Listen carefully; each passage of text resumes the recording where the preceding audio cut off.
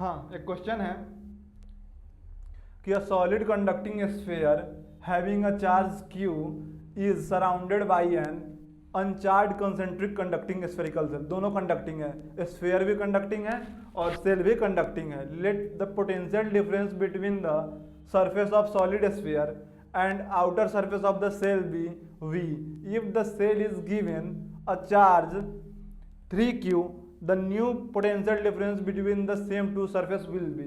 अच्छा, क्वेश्चन समझ लो क्या है, पहले समझो। क्वेश्चन ये है कि एक सॉलिड कंडक्टिंग स्फीयर रखा है, सॉलिड है, अंदर पूरे फील्ड है, सॉलिड कंडक्टिंग स्फीयर है। इसका रेडियस हम खुद से ले लेते हैं r1, ठीक। अब क्योंकि इसके पास चार्ज कितना है, q चार्ज है, तो ये कंडक्टिंग स्फीयर है। क्या है, कंडक्टिंग स्फीयर है, तो चार्ज कहाँ होगा, आउटर सरफेस पे डिस्ट्रीब्यूट होगा। क्योंकि कंडक्टिंग है तो आउटर सरफेस पे ही चार्ज रहता है, तो प्लस प्लस प्लस प्लस हम इसका डिस्ट्रीब्यूट कर दिए, ठीक, प्लस q। अब कॉन्सेंट्रिक मतलब सेंटर सेम रखकर, वो सेंटर है, सेंटर सेम रख के एक स्फेरिकल सेल है,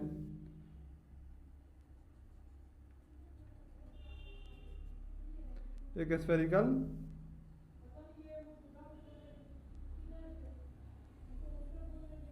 सेल है जिसका रेडियस कितना है,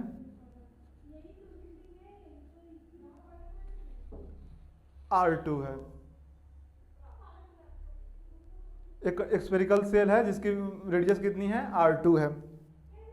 अब हमसे कहा गया है कि इस सरफेस के बीच का पोटेंशियल डिफरेंस v है, तो यहाँ पे प्लस q है, तो यहाँ पे कितना हो जाएगा, तो यहाँ पे प्लस q है, तो इंडक्शन से अगर रखो तो यहाँ पे माइनस q, यहाँ पे फिर से प्लस q, तो वो दोनों कट जाएंगे। इसलिए हम सिंपल देखेंगे कि यहाँ पे कितना पोटेंशियल है, तो पोटेंशियल एट v1, इस सरफेस को पोटेंशियल v1 कहते हैं। तो पोटेंशियल एट v1 हो जाएगा k अपना 1/4πε0 है यहाँ पे, तो k q अपॉन रेडियस कितना है, r1, ठीक। अब यहाँ पे कितना पोटेंशियल हो जाएगा, तो v2 हो जाएगा k q अपॉन r2, ये हो जाएगा।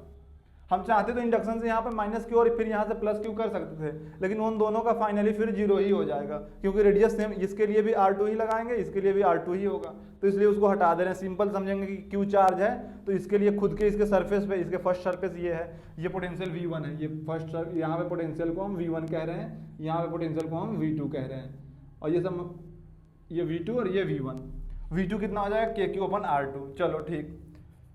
अब कह रहा है कि v equal to v2 minus v1, तो कितना हो जाएगा, implies that v equal to k q common ले लो, तो के क्यू 1/r2 माइनस 1/r1, ये आ गया अपना v की वैल्यू।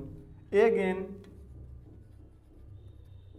अगर प्लस 3q, अब कह रहा है again if the shell is given a charge plus 3q, कितना चार्ज गिवन है, प्लस 3q इस पे गिवन है, तो इस पे कितना होगा, फिर पोटेंशियल डिफरेंस निकालना है। तो ध्यान से देखो, जैसे ही इस पे प्लस 3q चार्ज दोगे सेकेंड केस में, तो इस पे तो ये रह जाएगा प्लस प्लस प्लस ही,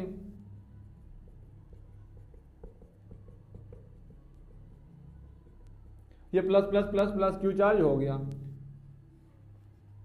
r1, और जो सेल है इस पे प्लस 3q चार्ज गिवन है, ये r2 हो जाएगा। तो ध्यान से देखो, ये भी कंडक्टिंग है, तो इसका भी चार्ज कहाँ रिसाइड करेगा, सरफेस पे ही इसका भी चार्ज रिसाइड करेगा।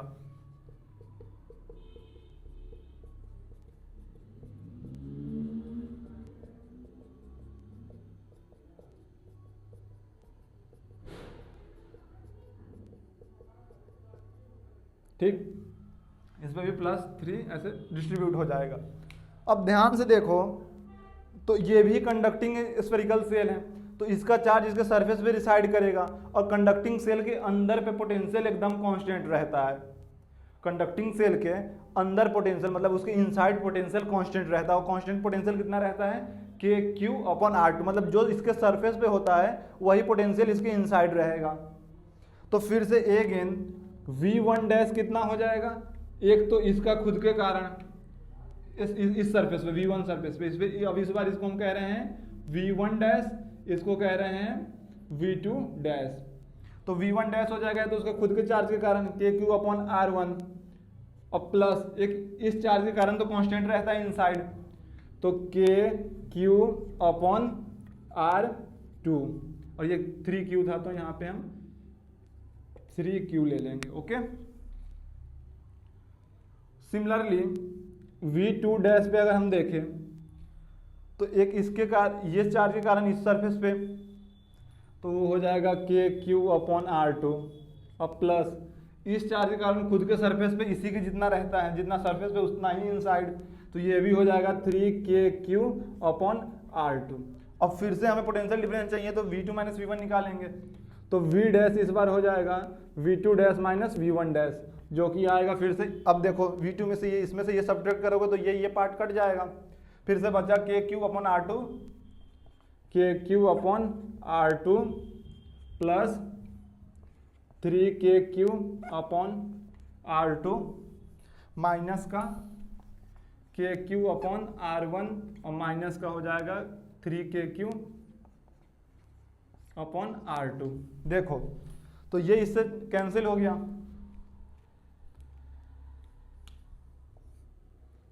तो अभी भी कितना बचा KQ/R2 माइनस R1 जो कि सेम ही है। यहाँ पे ध्यान से देखो, दिख रहा है ना, विजिबल है।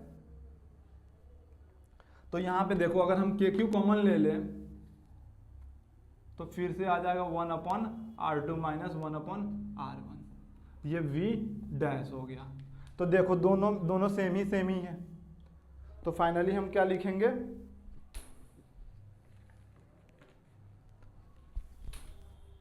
इरेज करना इतना,